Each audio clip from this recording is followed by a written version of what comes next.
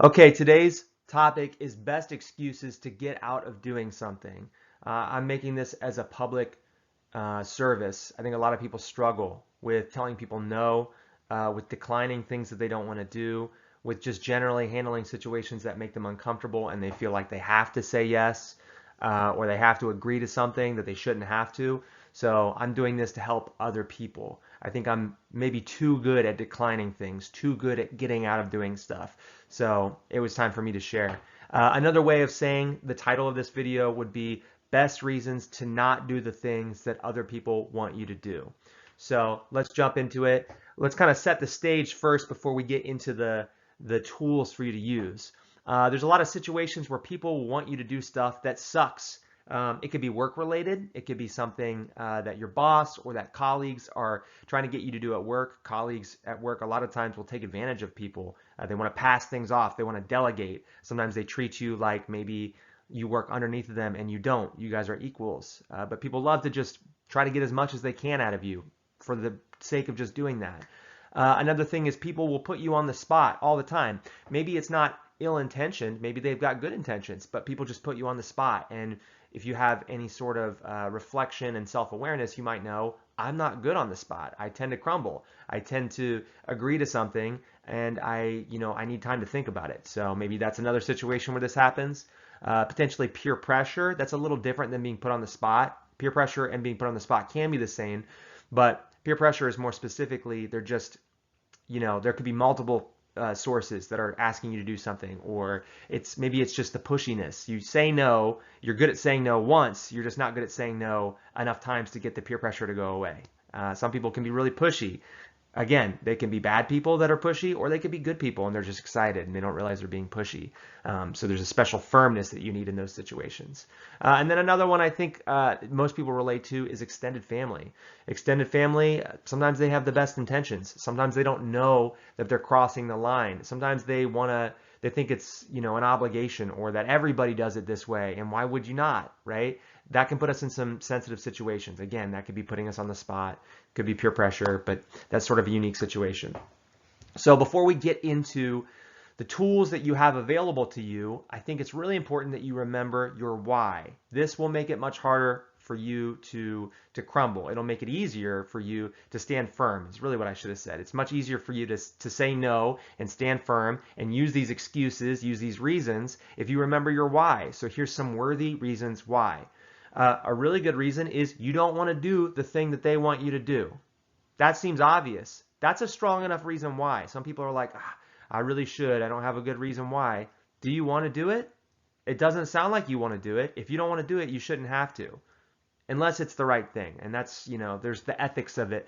We're just assuming that what they're asking you to do is something normal and it's not, there's not an ethical conundrum here. Don't make it more complicated than it is. All right. Use your heart, use your spirit, use your mind to decide if this is the right use of these things. Don't second guess yourself.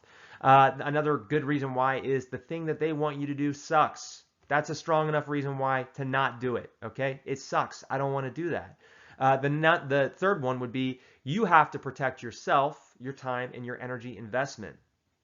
Okay, this is not to be selfish. I'm not saying always think of yourself. I'm just thinking, or what I'm saying is a lot of times people will ask you to do things and they're not thinking of you. So it's your job to consider yourself. Do I have the time to do this? Am I getting burnt out? Am I being spread too thin and it's making me less productive in other areas? It's making me angry. It's making me not act like myself. I'm getting walked over. My energy investment, I'm not being productive in the things that I want to be productive in because I'm wasting my time doing these things that suck for other people and I shouldn't have to do it. Another one would be, if you need more, just see my video 11 Reasons Why. I went into great lengths specifically 11 reasons why you should protect your why, and you can use those things here. It takes a little finagling, but if you watch it, I think you'll understand. So let's jump into the tools. I'm already like 4 minutes into this video. Crazy. We got to start cooking here. So we're going to fly through. The first one is a classic. It comes from a movie. It's called American Psycho. You just say, I have to return some videotapes.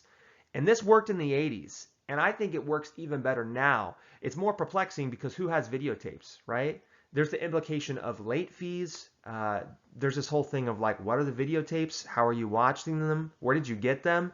This one's good and there's layers to it, right? So don't sleep on that one. It's a classic. It worked in the movie. It works in real life too. So this one is really good. You say, I have this bump on my leg, and you say it while making a sad face and kind of shrug your shoulders. So you do it just like this. I have this bump on my leg. I have this bump on my leg. Yeah, I can't do that. I have this bump on my leg. Yeah, it's crazy. You say that, you leave a weird pause afterward. Really resist the urge to say something afterward. Make them respond first. So you hit them with the, I have this bump on my leg. And just let it be awkward. Force them to say something. You're going to want to fill in that space. Don't do it. It's more powerful if they respond. Some people won't even respond. They're just like, are you okay? I'm sorry. I don't know. This one's really strong. Oh, this is a really good one. This is one of my favorites, actually. You'll find me saying this a lot. You would say, I'm trying to cut back on that. This works really good for acquaintances, friends of friends, work colleagues, people that maybe they know you, but they don't know you super well, and so they just understand that you're trying to change something in your lifestyle. It's really good for politely declining to do bad things like drugs or crime. I've used this in my own personal life. I was at a party. Well, it wasn't really a party, it was a birthday party, and it was a friend of a friend, so it was already a lot of people I didn't really know, and somebody was like, smoke this weed, and I didn't want to do that. I didn't want to smoke that weed, so I was like, I'm trying to cut back on that, and they immediately, compassion washed over their face, and they were like, you know what, good for you, I respect that you're trying to cut back. That's awesome. I should too. Case closed. That was the end of the conversation. Couldn't have been easier, right? And far be it from them to get in the way of your attempt at self-improvement. A lot of people will immediately back down. They might give you a hug. Be prepared for that. So this is one of my personal favorites. I haven't got to test this too much, but I did use it once, and it worked amazingly. You say, I'm getting fitted for a cast that day. Yeah, can't do it. I'm getting fitted for a cast that day. Insist that it will take all day to get fitted for the cast. Reveal nothing. Do not explain. If they are really insistent, say, I'm not supposed to talk about it. Yeah, I'm getting fitted for a cast that day. I'm not supposed to talk about it. Yeah. Don't reveal anything. Let them just, puzzle through that themselves. Let them ponder on that. You could even walk away. Mic drop. That's it. I have an appointment that day, and really, this one it takes a little finesse, okay? This one only works if you can make it very unclear if you're talking about your car or your human body. You got to walk that line. You have to, sit on the fence. And they're like, wait, what are we talking about? You can really kind of muddy the waters. You can make it murky by using terms like check into the office, documents, and parts and labor. That really kind of, what are we talking about here? Are we talking about your car? Oh, I have an appointment. Yeah, I got to check in. I can't be late. Last time I was late. I'm not sure when I'm going to get out. So parts and labor might cost. So, just really make it super vague. And if you can nail the vagueness of it, you say a lot without really saying anything at all. This is like a home run. But again, use some finesse. Use as much vagueness as possible. This one's really sort of a Hail Mary, but it's really effective if you nail it. You look at them and you say, I'm fighting the darkness. And you give them that 1,000-yard stare afterward. I'm fighting the darkness. You got to give them a long, hard, empty stare when you deliver this line. Again, it's a Hail Mary, but a lot of times, if you get the stare just right, and if it's the right situation, people will just immediately uninvite you or unrequest you all on their own, automatically. You don't have to do anything else. You say that one line and you stare, and then they're like, actually, please don't come. I don't need you to do that. I'll figure it out. It's not that big of a deal. This is maybe the most efficient out of all of these. Again, it's a Hail Mary. It's not for every situation. Use your judgment. But it has to be included on this list because it's extremely efficient. It's like a one shot. If you get it right, it's a sniper. It's a headshot. You would say in this situation, especially for work, I ran out of screen time. I hit my screen time limit. I have no more screen time. So this is really great if you work with a lot of computers, if you work in an office, if you're doing a lot of computer work. Super good, right? It's perfectly tailored for that kind of situation. If they're really pushing about, like, what do you mean you ran out of screen time? Tell them, my doctor said no more screen time for a bit. I'm sorry, I'm bummed about it too. Yeah, doctor said no more screen time. I ran out. So that one's really, really good for work in particular. What are they going to say? Are they going to say your doctor didn't say that? Are they going to ask for a doctor's note?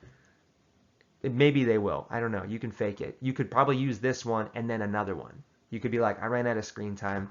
Yeah. And I have an appointment, parts and labor. Yeah. And I got this bump on my leg.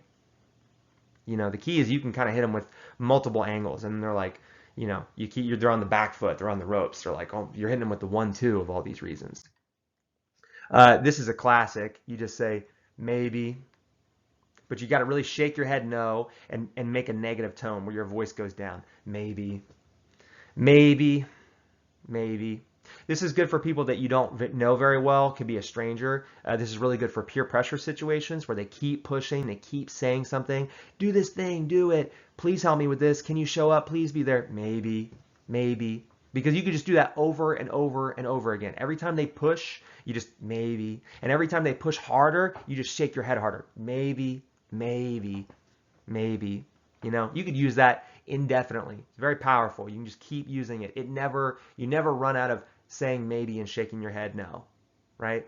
And you're sort of giving them, you know, mixed signals, but we all know, like down in our core, we're not stupid. We know what that signal is, right? But you're not telling them no.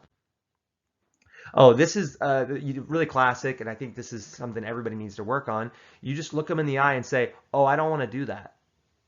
This seems obvious. A lot of people can't bring themselves to be this upfront and this honest. You just look them in the eye, oh, I don't want to do that.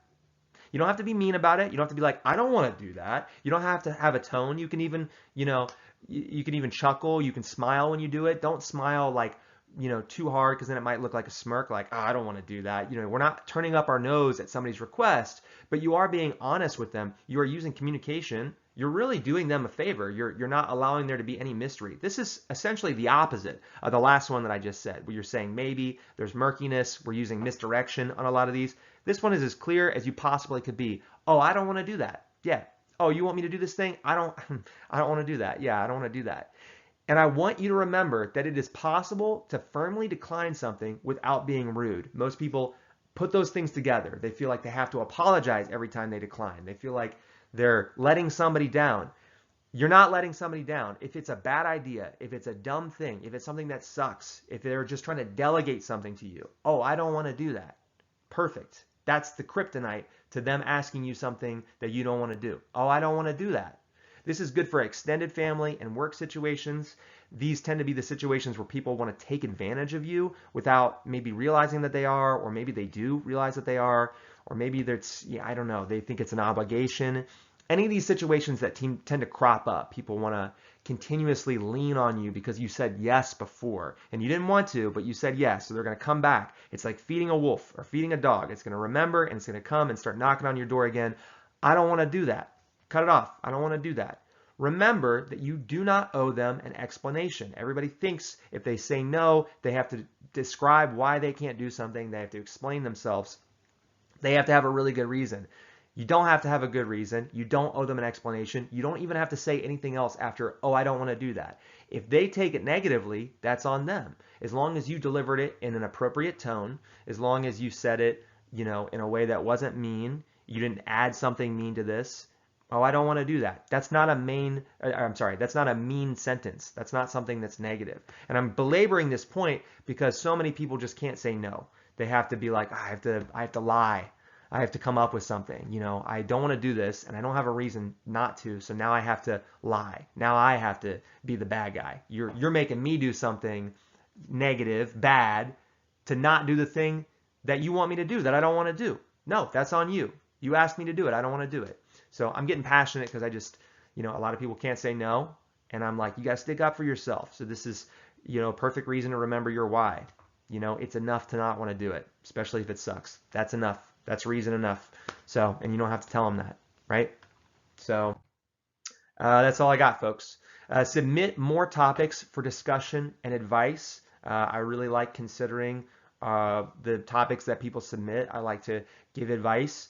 Some people think that my advice is ridiculous. I don't have a response for that. Try it yourself, and then we'll see. We'll see. You know, I don't know. I don't really know how to end videos. That's all I got. So until next time.